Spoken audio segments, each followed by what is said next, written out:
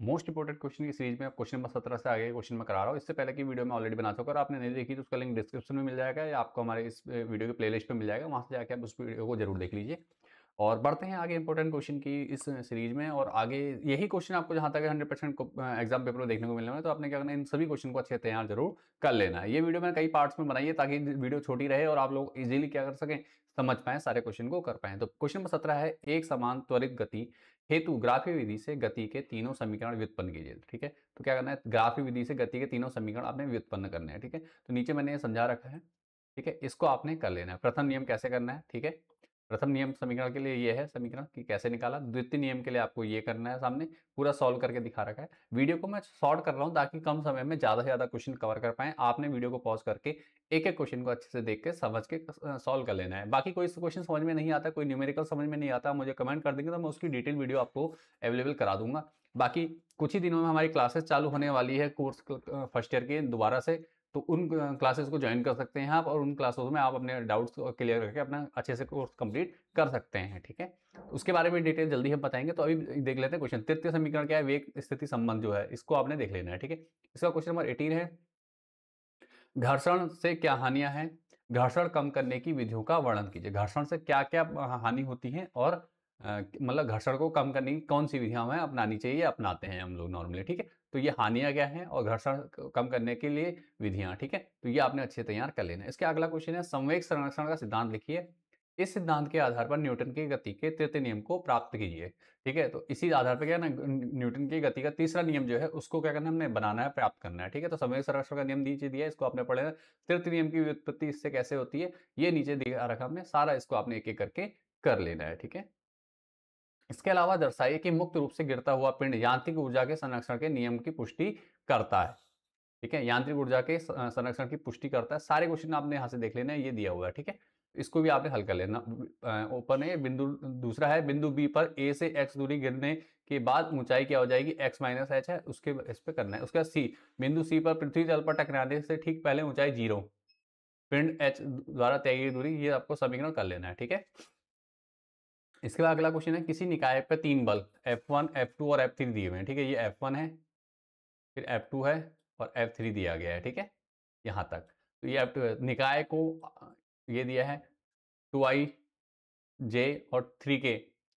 ठीक है, और ये दिया है कितना विस्थापित करने देते हैं। ठीक है, ये क्या करते हैं, 3 बल लग रहे हैं, तीनों बल क्या करते हैं, यहाँ से यहाँ तक स्थापित करने देते हैं। किए गए कार्य की गणना कीजिए। ठीक है, अब ये क्वेश्चन पेपर का वो है, कोई दिक्कत नहीं। अब अगला देखो, उत्तर क्या है, कुल बल क्या होता है, नेट फोर्स निकालेंगे, उसका विस्थापन सदिश निकालेंगे, किया गया कार्य निकालेंगे, और आंसर आपका सामने आ जाएगा। ठीक है, कितना किया गया कार्य क्या है, आगे आपका क्लियर हो गया। इसके बाद अगला क्वेश्चन है 21, कोणीय संवेग संरक्षण का सिद्धांत उदाहरण सहित समझाइए। जो कोणीय संवेग संरक्षण का सिद्धांत है इसको आपने उदाहरण सहित समझाना है। ठीक है, तो ये आपका पूरा दिया गया, इसको कोणीय संवेग संरक्षण का सिद्धांत क्या है यहाँ दिया गया, उदाहरण के साथ में आपको दे रखा है हमने। ठीक है, इसके अलावा अथवा में एक क्वेश्चन और हमने दिया, बल आघूर्ण और जड़त्व आघूर्ण में संबंध स्थापित कीजिए। 21 क्वेश्चन जो है अथवा में है, बल आघूर्ण क्या होता है, जड़त्व आघूर्ण क्या होता है, इन दोनों में संबंध स्थापित करना है। ठीक है, तो ये आपको दिया हुआ है, आपको पढ़ लेना है, इसको अच्छे से कर लेना है। अगला देखिए क्या है, एक गेंद 15 मीटर सेकंड के वेग से 36 से 30 डिग्री कोण बनाते हुए फेंकी जाती है। ठीक है, 30 डिग्री कोण बनाते हुए फेंकी जाती है। ज्ञात कीजिए जी बराबर 10 मीटर प्रति सेकंड स्क्वायर। ठीक है, क है गेंद की उड़ान का समय, गेंद द्वारा प्राप्त अधिकतम ऊंचाई, दोनों आपको ज्ञात करनी है। तो गेंद की उड़ान का समय क्या हो जाएगा, बाकी जो चीज़ दी है उनको आपने नोट कर लेना है। उसका गेंद की उड़ान का समय टाइम निकालना है, तो टी का सूत्र लगेंगे 2u sin थीटा अपॉन जी। ठीक है, इसको सॉल्व करेंगे तो यहाँ से ये आ जाएगा। उसका गेंद द्वारा प्राप्त की अधिकतम ऊंचाई के लिए फॉर्मूला लगेगा h बराबर you square sine square theta upon 2g। ठीक है, इसको सॉल्व कर लेना। इसके बाद कैपलर के ग्रहीय गति के नियम को समझाइए या लिखिए। ठीक है, तो जो कैपलर का ग्रह गति नियम है वो बताना है, प्रथम नियम, द्वितीय नियम और तृतीय नियम। ठीक है, 3 नियम है, तीनों को आपने क्या ना अच्छे से तैयार कर लेना है। अगला क्वेश्चन है दीर्घोत्तरी प्रश्न में देख लीजिए, 24 क्वेश्चन है, प्रक्षेप्य गति से आप क्या समझते हैं, सिद्ध कीजिए कि प्रक्षेप्य का पथ परवलयाकार होता है। जो प्रक्षेप्य का पथ होता है वो परवलयाकार होता है। ये मोस्ट इंपोर्टेंट क्वेश्चन है, ये काफी बार क्वेश्चन रिपीट हुआ है, तो इसको अच्छे से तैयार कर लेना है। ठीक है, पथ का परवलयाकार होना सिद्ध करना है। ठीक है, तो ये आपको दिया है, इसको अच्छे से एक एक करके पढ़ लेना है आपने। ठीक है, अगला देखिए, अथवा में ही यदि किसी सरल लोलक का आवर्तकाल उसके गोलक के द्रव्यमान, धागे की लंबाई और गुरुत्वीय त्वरण पर निर्भर करता है, तो विमीय विश्लेषण विधि से आवर्तकार के लिए व्यंजक प्राप्त कीजिए। ठीक है, तो क्या करना है, आवर्तकार टी के लिए व्यंजक प्राप्त करना है। तो सिंपल आपने क्या करना है, यहाँ से इसको सॉल्व करना शुरू करना है और यहाँ तक आपका कंप्लीट हो जाएगा। ठीक है, विमाओं का समीकरण लिखेंगे, विमाओं के घातों की तुलना करेंगे और यहाँ से आपका आंसर आ जाएगा। ठीक है, अगला क्वेश्चन जो आपका इंपॉर्टेंट है, यदि दो गोले जिनके द्रव्यमान m1 व m2 है, u1 और u2 वेग से एक ही दिशा में सरल गति से अनुदिश गतिशील हैं, प्रत्यक्ष टक्कर करते हैं, तो संगठन के पश्चात गोलों के वेगों का परिकलन करो और बताओ या बताइए क्या होगा यदि संगठन में सम्मिलित गोलों का द्रव्यमान समान हो।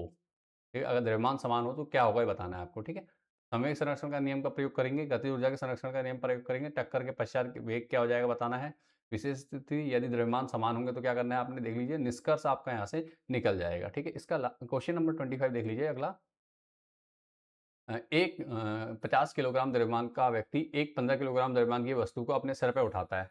यदि वह कि 20 मीटर की दूरी तय करता है, वह 20 मीटर की दूरी तय करता है, तो उसके द्वारा किया गया कार्य ज्ञात कीजिए। यदि तल क्षैतिज हो, ठीक है, यहाँ पे क्या कर दिया, यहाँ पे क्या आ रहा है, यदि तल क्षैतिज हो, या दूसरा ख आ गया, यदि तल 30 डिग्री कोण पर झुका हो।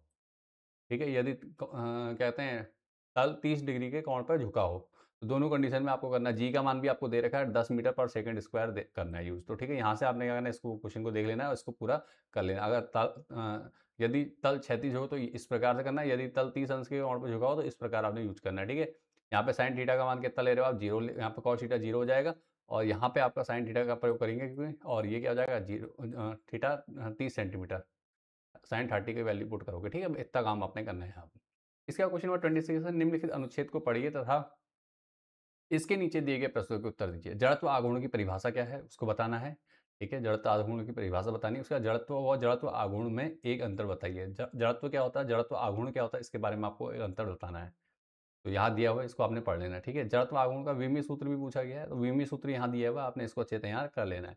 जड़त्व आघूर्ण का दैनिक जीवन में एक महत्व बताइए। ठीक है, जड़त्व आघूर्ण का दैनिक जीवन में एक क्या करना है आपने, महत्व बताना है, और जिसके लिए क्या हमने फ्लाई व्हील का उपयोग कर रखा है। ठीक है, तो उम्मीद करता हूँ ये सारा क्वेश्चन आपको अच्छे से समझ में आ गए होंगे, कोई डाउट या परेशानी नहीं होगी। तीसरे पार्ट में मैं इससे आगे कुछ और इंपॉर्टेंट क्वेश्चन लेकर आऊँगा आपको।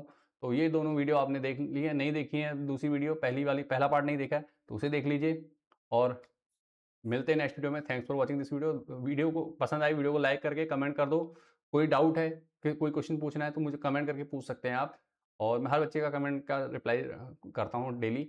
तो आपने क्या करना है, ज़्यादा से ज़्यादा कमेंट कर लेने हैं, दोस्तों के साथ शेयर कर देना है। पहली बार चैनल पर आए हो, चैनल को अभी तक सब्सक्राइब नहीं किया तो चैनल को सब्सक्राइब जरूर कर लो, ताकि चैनल आपसे खो ना जाए और अगली वीडियो आपको तुरंत मिल पाए और आप अपने एग्जाम की तैयारी बहुत अच्छे से कर सकें। मिलते हैं नेक्स्ट वीडियो में। Thanks for watching this video.